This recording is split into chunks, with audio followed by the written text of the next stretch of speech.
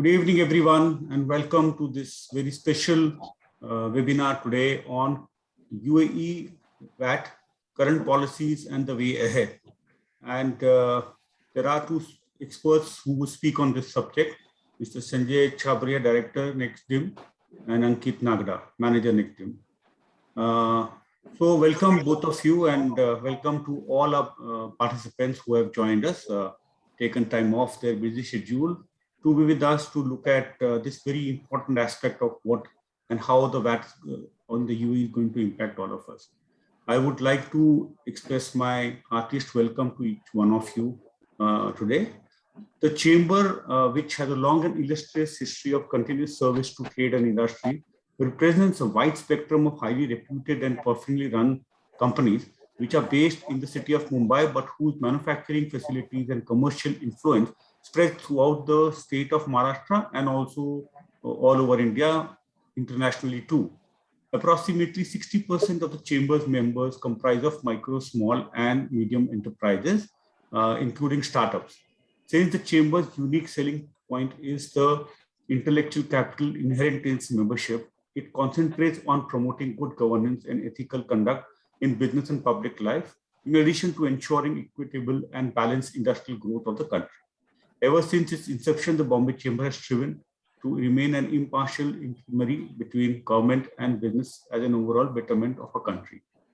However, to help our members to understand the challenges presently faced by them due to the changes in the business condition and also to enable them to survive and grow in the present business environment, Bombay Chamber has taken several initiatives, and all of you would have attended, especially what we've done in the past couple of years.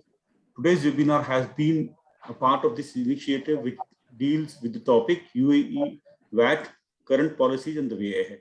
Many of us are aware that in January 2022, which marks the 4th year of the introduction of value-added tax in the UAE. The introduction of VAT has changed the entire regulatory landscape of the UAE, ushering in an era of enhanced compliance. In this background, the Bombay Chamber, in association with Nexdigm, is organizing today's interactive session to discuss some important facts on VAT, VAT registration, VAT tax filing, issuing tax invoices, and much more. We hope this session will help our members who are mainly from the business community to grow their business in the UAE. Let me introduce my speakers. Mr. Sanjay Chhabria, he's the director at Nexdigm. He is qualified chartered accountant and a law graduate with over 15 years of experience in transactional taxes of India, Saudi Arabia, as well as the UAE, as well as the US sales and use tax. Sanjay is well versed in both strategic and operational challenges, having worked in auto, power, financial services, IT and ITES, logistics, pharmaceutical, consumer goods, and manufacturing industry. He leverages his competence to deliver optimum results. Ankit Nagda is the manager at Nexdigm. He has over 8 years of experience in tax advisory, compliance, and assisted clients with India's GST and UAE VAT implementation. He supports GCC-based clients for entire bouquet of VAT-related services. Thank you, Sanjay and Ankit for joining us today. We eagerly are waiting to hear from you on the topic of today's webinar. Over to you with that, and once again, welcome everyone.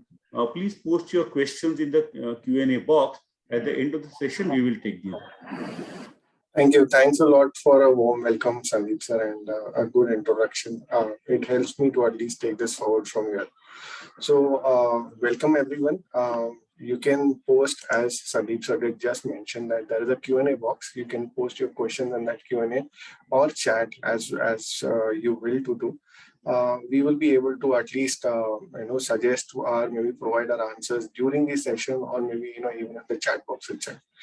So to begin with, maybe it's been like 4 years, 1st January 2018 is when the UAE thought of bringing in the VAT in the GCC in the UAE country, and they started implementing a lot of stuff which was not so much expected of, because this was the VAT was coming in for the first time, and it actually introduced a lot of nuances that created a lot of issues, and the policies kept on changing and revamping. while the policies change, it does bring you to a case where your compliances have been missed or wrongly placed, or maybe there are some penalties which are being imposed. There are some changes, at the end of clarifications provided, some policy changes. So we thought we will group in all of this, at least not the ones which have come prior to 2021, but the recent ones, so that you are geared up to at least look at and maybe understand how exactly it affects you. So this is like a one-off webinar wherein you'll be able to understand at least how some changes are going to impact and maybe benefit you, or maybe you can take some benefits out of it also, so that it helps you in day-to-day compliances. So to start with, we will talk about the penalty waiver, which is far more important, employee benefit expenses, mobile phone, and the data usage expenses, some detailed review on that. We will provide you some other updates as well as some expectations, what we are expecting from the FTA and what you should at least try and do to at least safeguard yourself, from going forward. So maybe so while you are doing compliances, you always there is a scare that there is going to be a penalty being imposed, and there are approximately 20 different types of penalties which they have given. While 20 are the number, there are a lot more hidden in the interpretation. So the devil lies in the detail. When you start reading them more, you understand that, okay, you are attracting penalties pretty soon. So the key violations which we could identify, wherein a lot of penalty has been imposed in the past 4 years, is like late payment of tax due to non-filing of your tax return on time, incorrect filing of your returns, non-compliances of tax invoice requirements, which is now far more important after e-invoicing at the top of the town, and if those are not compliant specifically, that would raise a penalty for you. Penalty on submission of voluntary disclosure and failure to keeping your accounts and records. These are some of these penalties which would get attracted, if you actually fall in an offense and a direct debit to your account is actually given. What we will do, and we will share our slides with you. You can always click for the detailed alerts, for reading through and maybe deep diving what these penalties mean. So we've been also raising alerts and maybe some sharing our weekly or maybe monthly updates on the UAE changes, whichever come in on real-time basis, so that you will be able to at least take a look at it and gauge the details. So to start with, maybe like I did mention, now the recently by Cabinet Decision 105, which the Federal Tax Authority has introduced a one-time waiver and installment scheme. So waiver means that they are going to waive off your total penalty. Or an installment means that, okay, they will allow you an EMI-based scheme or an installment-based scheme whereby you can defer your payment of penalty into equal installments as prescribed. So your administrative penalty will have some installments. Your administrative penalty, which is levied, may get waived off completely. So we will talk about it. So like, how do I get into it? So in an installment scheme, what are the things that we look at? Your administrative penalty, by saying administrative penalty, I mean any penalty which is imposed for breaching the provisions of law. So like we mentioned, you've not kept your accounts properly, or you've not filed your tax returns, on time. These are all breach which is conducted for provision of law. Any criminal offense, I think, may not get covered here. So, those things I will try and cover in the later part, and I'll tell you that what is not covered. But the request for installment scheme will only be made for unsettled administrative penalty. So if you've settled the penalty and paid, there could be a separate scheme under this, but it will not come part of the installment scheme. Administrative, here, another catch is that your administrative penalty should not be less than 50,000 dirhams, which is subject to any adjustment which is made by committee. So the committee might grant you an installment scheme for an overall amount, or maybe reduce it to a certain period, certain amount of dirhams that, okay, no, these are only installment and the balance you'll have to pay up. So that's again a discretion of the committee. But the second condition is that your penalty should be more than 50,000 dirhams. Any undisputed, and this penalty needs to be undisputed before the tax dispute resolution committee, any competent court, and the appeals. So if you disputed this, you will still not be able to take the installment scheme. Any objection through reconsideration mechanism is allowed. What exactly a reconsideration means is that the department had specifically introduced a reconsideration submission, which you could do by filing e-forms, under the under.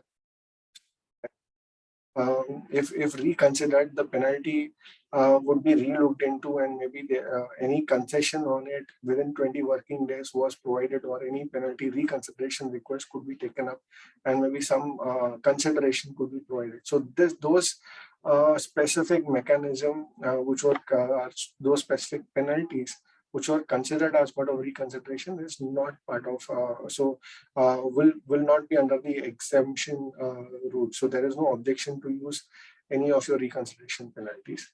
All tax payment has to be made for the requested period. So if you want an installment scheme for your administrative penalty, for say, for an example, 2018-19 is when the penalty is levied.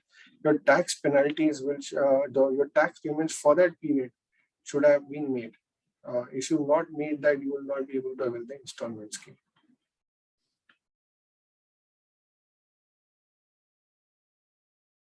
Like your penalty should be only for a breaching of the provision of law and not tax evasion. So if there is there's an intention of that, you are evading taxes, or the request of for waiver cannot, it cannot be taken about, it cannot be picked up. So for apart from installment scheme, you also have another scheme which is waiver, wherein your complete penalty can be waived off.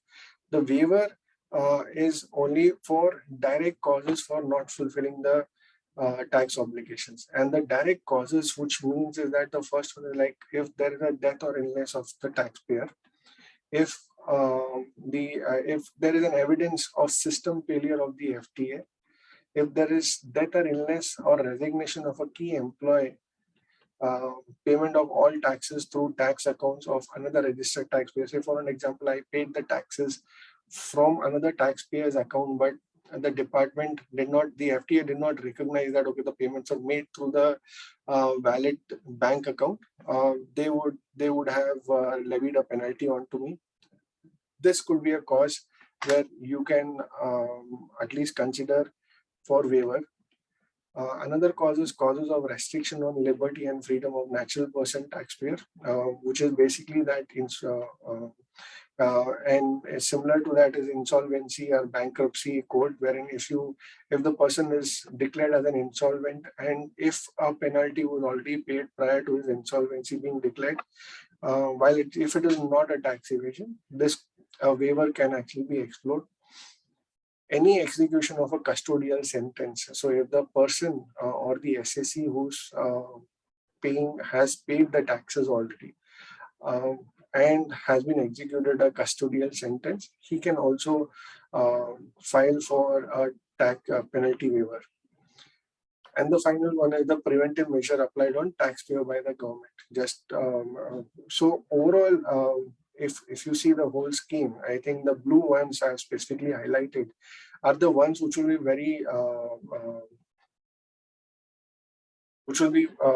very important and maybe applicable to all the SSCs and all the people who are filing their return. So to give an example, like if any of your employees, your key employees who have been performing this compliances for you has expired or is ill or has resigned, from your company, this could cause a disruption, and because of this, there was a direct cause of not fulfilling the tax obligation, and there was a penalty, levy on.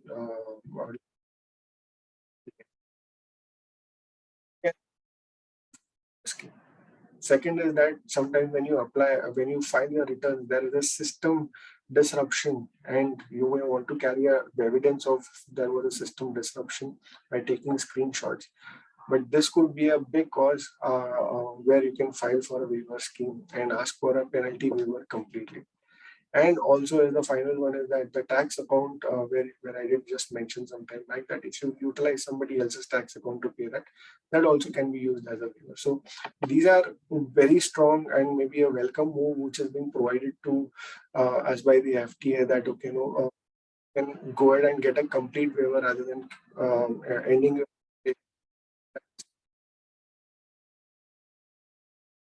So while these are the schemes, what are the details or the documents that is required?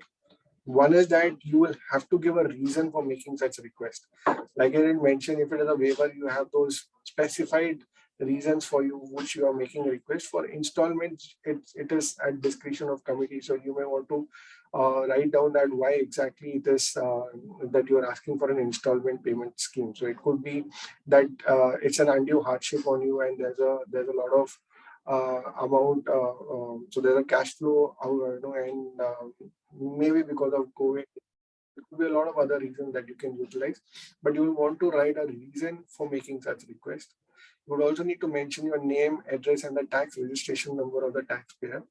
The amount and date of imposition of penalty is very important. So whenever you are going to quote the penalty for the penalty waiver, you would want to quote what is the date when they have imposed this. From these three, you would also have to give a letter of undertaking. Say, for in case of installment scheme, payment shall be made in accordance with administrative penalty in installment plan approved by committee. Undertake that I will pay the said penalty which is approved by the committee in the appropriate approved periodicity confirmed by the committee. So an undertaking would be required that you would undertake the compliances in time. In case of a complete waiver, the person has corrected the violation, you will have to undertake that you have corrected the violation, whichever is applicable, at least from the past 9, in the areas which I just explained, and you undertake that you will not repeat the same going forward. While system issues, I don't think so. There's a possibility, but if there was an issue at your end and this bit violation was committed, you would want to undertake that. The specific mention is that so far, whatever penalties have been levied, say from the past period for 4 years, you can make only one request for a settlement or waiver. You cannot make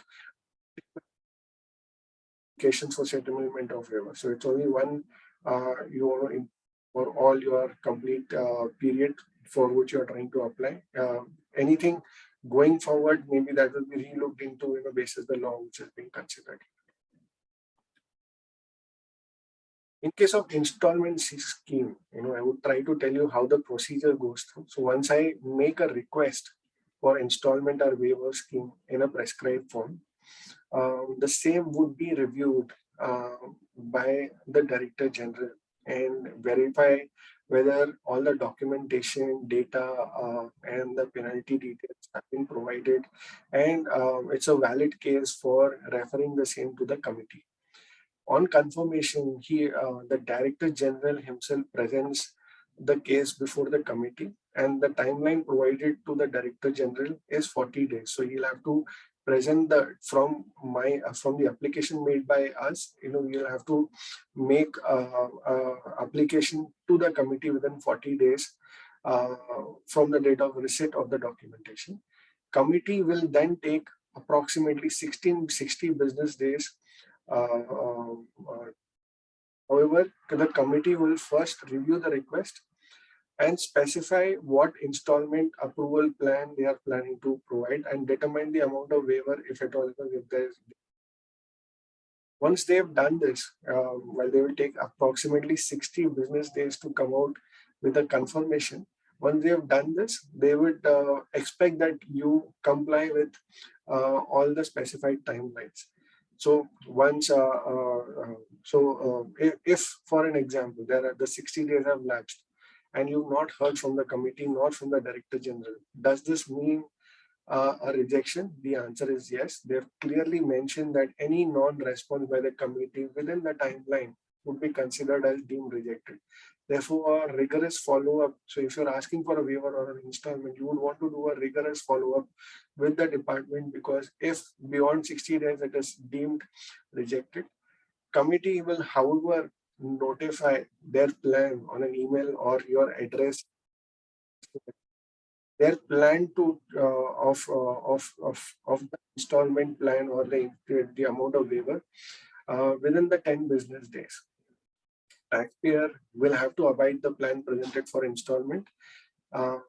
If you do not abide, for an example, if the department has there's like 100,000 dirhams that penalty was to be paid, out of which they mentioned that we waive off 10,000 dirhams and balance 90,000 you will have to start paying. 50,000 you pay in advance in the first month, and in next 2 months you pay 20,000 dirhams.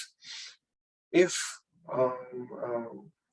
there is non-payment, if you paid 50,000 and you do not pay the next 20,000, if there is non-payment, such non-payment cases, the committee may revoke their decision of installment scheme, and would also has power to take legal action against you of the default or the breach committed of whatever undertaking you given. So if the request is rejected, they take all the legal procedure the way they do it now to recover the whole amount at one go. So if you are going for an installment scheme, ensure that you meet the due dates or the deadlines, whatever has been prescribed on time and within the specified deadline. In case you've already paid the penalty and you may, because this is what was happening as of now, that there was a direct debit into my account and the amount was directly paid to the government, to the FTA. So in these cases, the committee would specify the cases and rules for such refund of penalties. Currently, they are such policies and maybe trying to understand how they can look at such a refund policy, but they are trying to look at that the correct whatever penalties have been collected in the past 5 preceding years for the date of review of your refund penalties. They will determine how much, what is the kind of approval that would need for the refund, what is the reason and the total value for each category of registered person would be covered. So they will quantify how much of refunds can be provided for some offenses. They would also quantify the reasons for which such refunds can or waiver can be processed and the refund. So if such refunds are approved, considering the keeping aside the policies aside, once they come through, maybe we'll understand this more in detail. But if the refund is approved, the taxpayer account will get the refund within 90 days from the date of decision.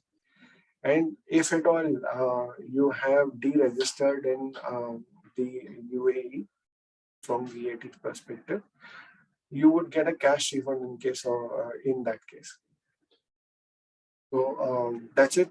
So I would hand over the dais to Ankit for taking this. Thanks, Sanjay.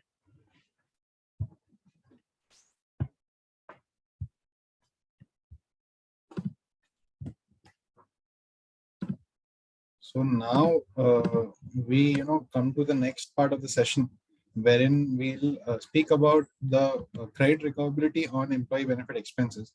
So credit recoverability in itself is a topic to discuss in detail, and when the topic relates to employee benefit, it furthermore becomes more important to discuss, because there are not the expenses incurred for employees cannot be recoverable in full. There are conditions prescribed in the law wherein there are certain specific cases in which expenses incurred for employees can be recovered. So the reason for covering this particular topic is that there is an introduction of new labor law in UAE while federal law decree number 33 of 2021, wherein detailed provisions has been provided for the contracting, the maternity leave, and other things, considering the last 2 years of pandemic across the globe. And with that small introduction on this topic, we'll move ahead to the detailed explanation. So generally, expenses incurred for employees are not recoverable. It are as per section 50, as per article 53 of executive regulations, they can be recovered only in these three cases. That is, when an expense has been incurred when there is a legal obligation on the employer. Second scenario would be where there's a contractual obligation between the employer and employee for providing specific benefits so that the employee performs better. Third scenario is when there is a deemed supply made for some particular purpose. So given this, we'll discuss some specific or some important expenses incurred by the employer in the course of business to the employees and their recoverability in further detail. So first one being entertainment expense. So Article 53(2) of Executive Regulations defines entertainment services. It defines as hospitality of any kind, including the provision of accommodation, food, and drinks which are not provided in the normal course of meeting. Access to shows or events or trips provided for the purpose of pleasure or entertainment. So if we see, there is some part which has been highlighted in bold, which clearly would make out that if it's incurred in the course of a meeting or a normal meeting, or if it's not for pleasure or entertainment, the expense incurred can be recovered. Further, discussing it in detail. So expenses which are incurred under legal obligation for an employee are recovered. That could be an example of medical insurance, which is under a legal obligation that an employer has to incur.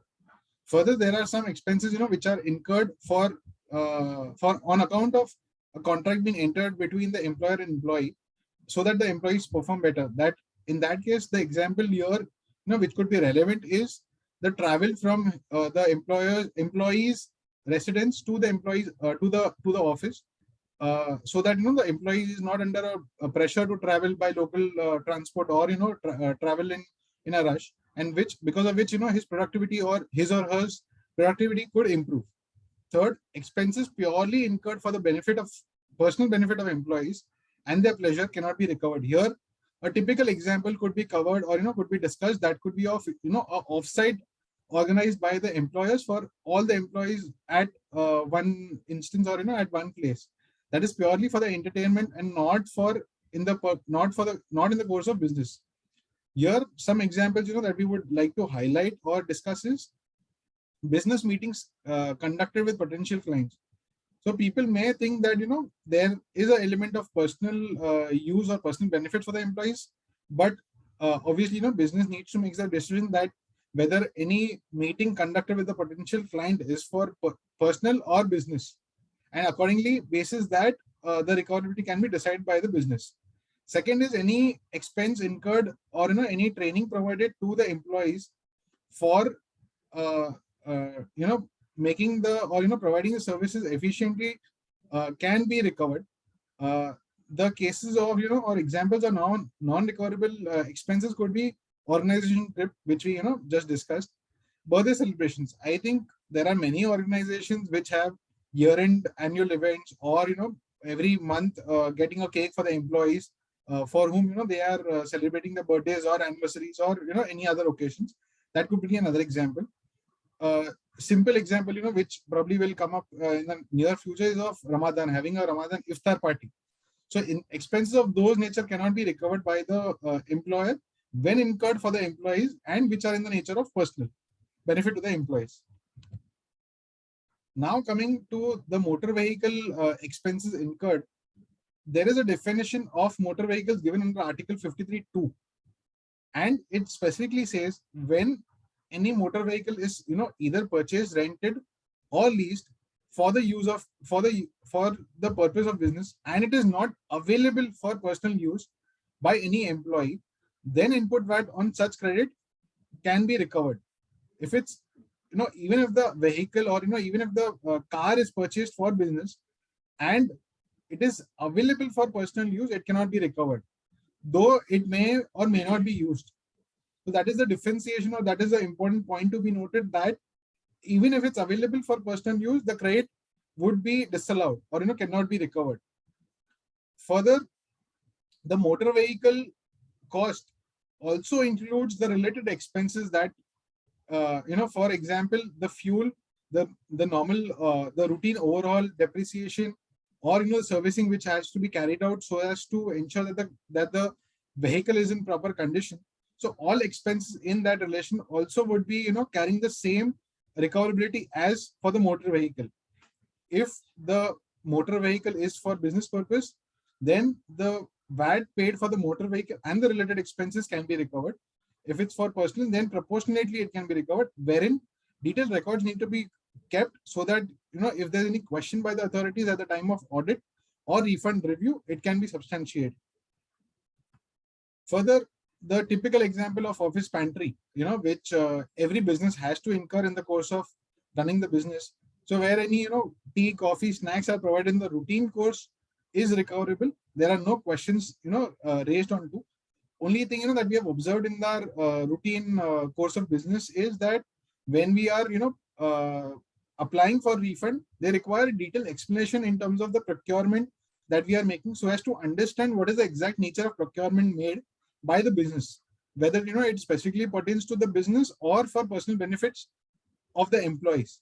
Here examples could be that many offices have that normal practice of keeping some flower pots in the office, or some decorative office, so that the office looks good to the employees and to the visitors coming in, and that is only for the purpose of carrying on the business more effectively. Further, chocolates which are distributed in a general or specific ceremony held for employees or client meetings also can be recovered. There are no specific so the expenses incurred should not be for any specific category of employees or for some specific category of individuals. Moving ahead is the next or the most favorite topic which FTA has in their list while reviewing the refund claims or while conducting the audit, is pertaining to health insurance. So when any amount paid by the companies for the health insurance of employees is recoverable in full, and if there is any legal obligation on the employer even to provide the insurance for dependents of the employees, then in that case it can be recovered, not otherwise. If there are legal obligations under the specific jurisdiction under which it is operating, only then. Further, if any health insurance has been taken for the family members under a contractual obligation, so that the employee can perform better in the course of can provide better services to the business, only in that case the credit pertaining to dependents insurance can be recovered. Here the reason or examples could be very less in the normal course of businesses that the taxpayers carry on. Their example could be that any employee working in a construction site could be an example where if the dependents are insured, only then the main employee would be under that relief that if anything happens, my dependents are safe and secure. So in those cases, only under contractual obligation, health insurance of dependents can be covered. For normal employees, health insurance in total can be recovered.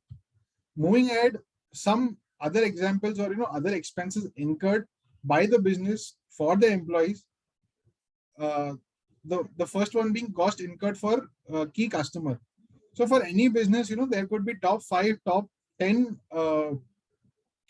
clients, from whom the majority of the revenue could be be coming, and any expenses incurred for further promoting or further developing the business from those clients, and any expense incurred in that regard can be recovered, since it is for furtherance of the business and there is no personal benefit of the employee or the client per se being involved there.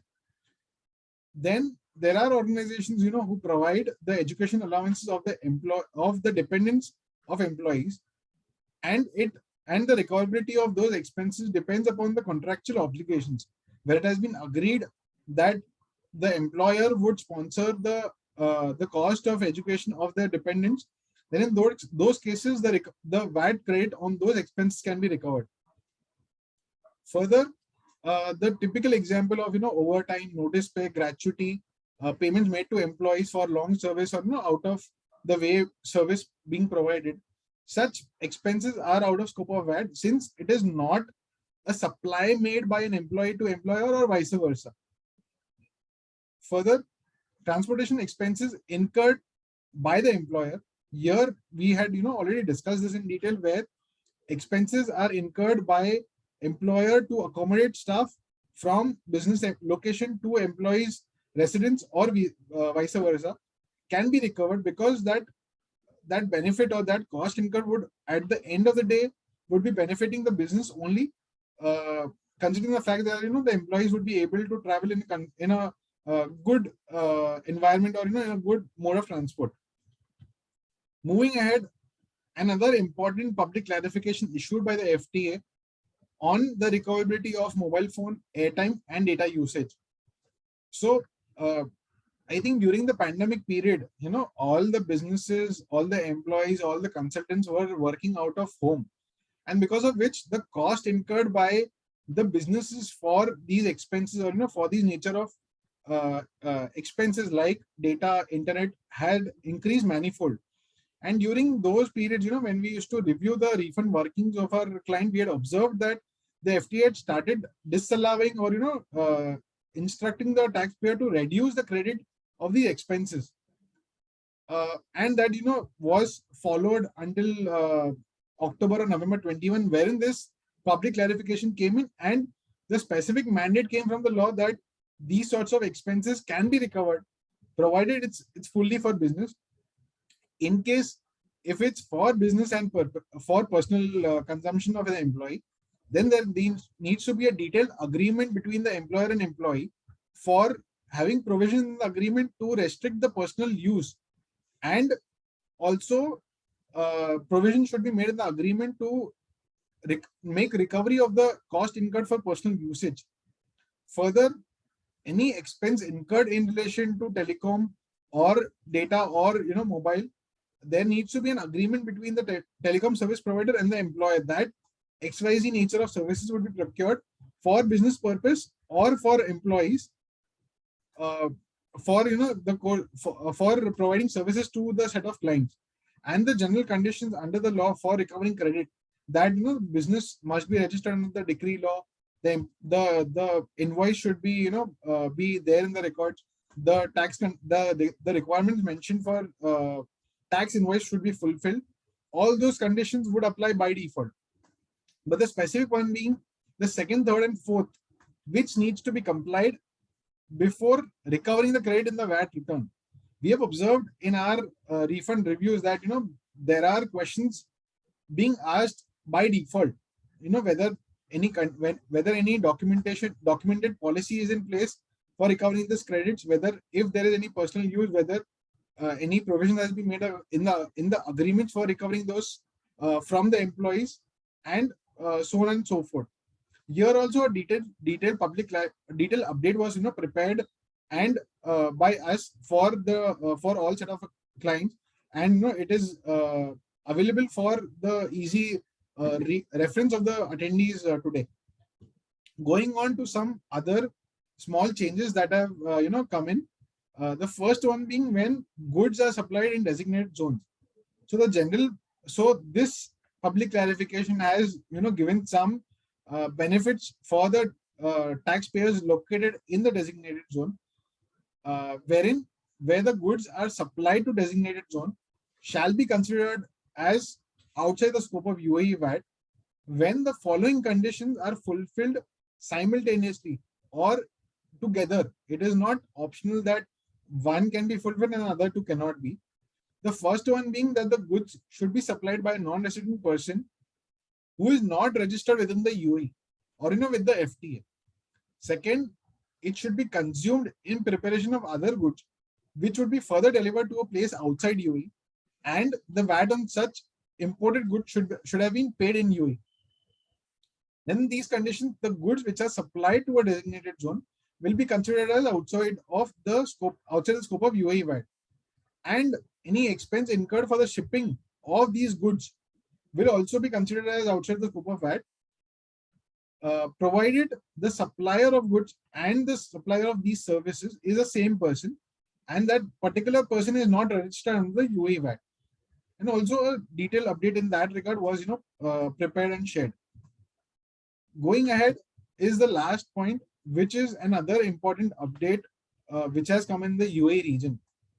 That, like the concept which is available already in the KSA region of having a specific person being the focal point of contact within the FTA, has also started within the UAE region. This helps the taxpayer to reach to a particular person only for all sorts of query, right from having any tax position cleared up to getting some clearances from the FTA in regards to the penalty levied or wrong return filing done or XYZ issues occurred in the course of the routine business. So here the concept is that a particular person would be assigned to the companies on an individual basis. So during a discussion with the FT, we have understood that right now they have started this process for the big taxpayers as per their own criteria. This will help the companies to resolve their issues in general. That is assuming, just giving example over here, that they have made a refund application and within it's been 3 months that the refund has not been processed by the FTA. So in those cases, an email or a call to this particular person who's the FPC will help the businesses to just rely on that person or be dependent on that person and not wait until the time the FTA approves. And at times there are issues that could be for the different departments of the FTA, which in which case the FPC will be coordinating with the relevant authority and providing a solution to the taxpayer by coordinating with the relevant authority internally, which again reduces the time and efforts of the taxpayer or the business for the interaction which they otherwise would be required to be carried out had the FPC not there in the system or in the process. So with this brief, I'll hand over it to Sanjay for the next part of the session. Thanks, Ankit. So, what could be the expected challenges? Maybe just to deliberate this further, maybe I would just throw some light that what is the FTA expecting, what next, and what are we at least thinking, at least from our perspective, and Nexdigm, and how exactly it is there. So while Ankit did cover a very important that there is focal point of contact, which is assigned to very large entities. I think that is one great move which should be undertaken by each and every company, whoever is getting the focal point of contact in place. So that's one move. But what are the precautionary measures that you should actually pick up? So you need to be very compliant with these kind of penalties which are being imposed. I think actual timeline and the return requirements will have to be undertaken and looked into, and maybe actual timeline will have to be mapped. Being compliant is what is demanded, at least in the UAE VAT, and there is no there is a direct debit into your account. So what else do? You seek proper guidance. Like you mentioned, the focal point of contact, if it is assigned to you, you can always reach out to them for proper guidance, or maybe your consultants, whoever is is available for advisory. Take those advices on the issues in relation to your tax development, which could affect your business transaction. Any new transaction, any issues that come up, do clarify before you implement, because there could be future litigations. Review your tax savings. Specifically look into tax management and not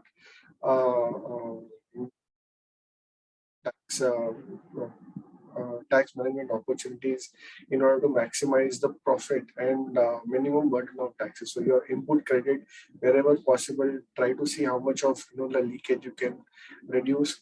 Look at that, at least have an evaluation in place so that your tax saving is higher and the tax opportunities are looked at. Keep your business team updated on the recent amendments.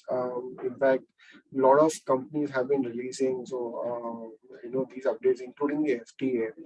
We also have similar updates, like we've already put some links for you to read in detail. So while we covered a lot of issues in summary format, if you need to, you can always refer in detail into the recent amendments. You can look at the clarifications of the order which come out, and maybe in transaction and accuracy on time update is what requires. So you would want to monitor your business that they are updated and the compliance is done in time. The one more final suggestion is before the audits come through, you may want to do to identify mistakes upfront, and maybe where you are able to at least address them before the FTA comes and raises penalties or issues on it. So this could be a precautionary measure which every taxpayer should at least pick up. What are the expectations from the FTA? The expectation here could be that there could be increase in audits by the authority. Like I did mention, do a pre-audit prior, so that that auditor or he is at least you are at least aware of what issues and things are being addressed to you, and maybe that verification happens that you are in. There could be increase in tax disputes because now with 4 years down the line and settlement, you at least try and see how you can reduce your tax disputes. So with introduction of 4 years, there could be a lot more detailing in your tax disputes, your litigation, your ambiguity, because now the law is clear to FTA, the law is clear to the lawmakers, the law is clear to the people who are implementing and verifying your data. There are focal point of contacts who are sitting there and trying and verifying your data on and off every time it is presented. So you would want to at least be completely compliant because there could be issues and disputes and litigation which would come through. Like we've been at least seeing around the world, every time within I think a span of 3-4 years, the disputes start arising because of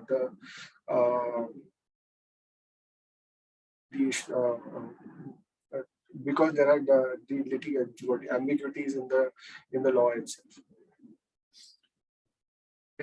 What we are also expecting, determination of penalty for non-compliances where consideration for suppliers not in money. So while there are some penalties like for filing of return not in time and things like that, which are levied on the unpaid taxes, while there's no value proposition for levying taxes on consideration which was a supply and not in money. So that penalty on such non-compliances could come through.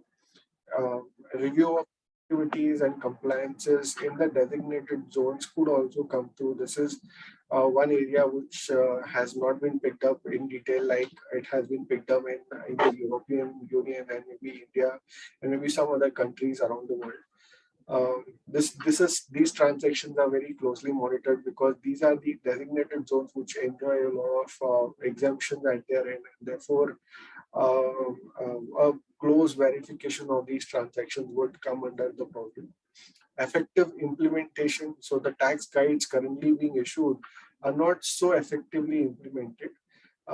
Therefore, you may want to look at references and clarifications and pick that up at least from implementation perspective. And finally, like the corporate tax, which is going to be introduced from 1st June 23 onwards, we are expecting there could be a lot more interplay from VAT. So whatever you report in your VAT, you would want to at least align a three-way reconciliation between your books of accounts, what you report in your VAT returns, and now going forward, what you would be reporting in your corporate taxes. So a three-way reconciliation, a three-way modulation is triangulation is what we call, will have to be done upfront so that you can, and all these things are avoided. Anything you want to add? Maybe Ankit, maybe. Yes, thanks, Sanjay. I think after this, the main point which we have to discuss is on the mobile bit, that detailed policy needs to be in place so that there is clear review being undertaken by the businesses to ensure that credit pertaining only to businesses or credit on expenses like mobile data, internet is recovered only pertaining to the business and not to the employees. Because this is a specific cost which always is there in the business, in every business that is being conducted in UAE or any other region. Given that fact, or given that background, FTA has issued a public clarification where it specifically speaks on having a policy, and that policy should be of the present date and not of the past date, which means that any credit pertaining to the prior period can be disallowed or cannot be recovered by the taxpayers if the FTA has a concern on it, which is an important point, and that has been a review point being taken by the FTA during the refund reviews of the taxpayers. Further, the authorities have initiated tax audit of the business taxpayers in the UAE region, which means that now you are open to detailed scrutinies by the authorities on your output, on your input, on your documentation, on the books of accounts, which Sanjay mentioned that there is a detailed there are various penalties which can be levied by the authorities for non-compliance. And the non-compliance, for just giving an example, could be of not having that tax invoice word on the invoice issued by the taxpayer, and the penalty which is being levied is of 2,500 dirhams per case of default being made by the taxpayer. So given that, businesses should now gear up and ensure that all the details or all the compliances to be made as per the UAE VAT law are in place, or conduct a detailed health check to ensure that the positions adopted by the businesses at the introduction of VAT and today are the same, or whether it requires changes or modification or alterations, so that when the audit is being conducted by the authorities, there are no wrong things which are being noticed by the authorities. It is better that the taxpayer themselves or the consultants or the advisors to the business can take care of those, and the penalties could be avoided. Further talking on the details of the businesses, that is the name, TRN should be appearing on the invoice pertaining to mobile data, internet, should be mentioned. It should not happen that for instance, it should not happen when we are getting an invoice in the name of Nexdigm that Sanjay's name is mentioned, and we are recovering credit basis that invoices. That are the basic checks that a business needs to be taking care at the time of receiving those invoices from the vendors, and then for that matter any other expense too. So with that brief, we can probably have the next set of questions being asked by the participants.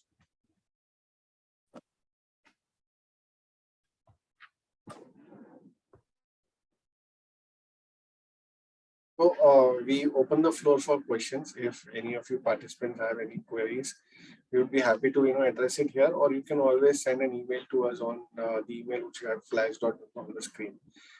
If anything you want to discuss with us. So we are done with our presentation, Sandeep ji,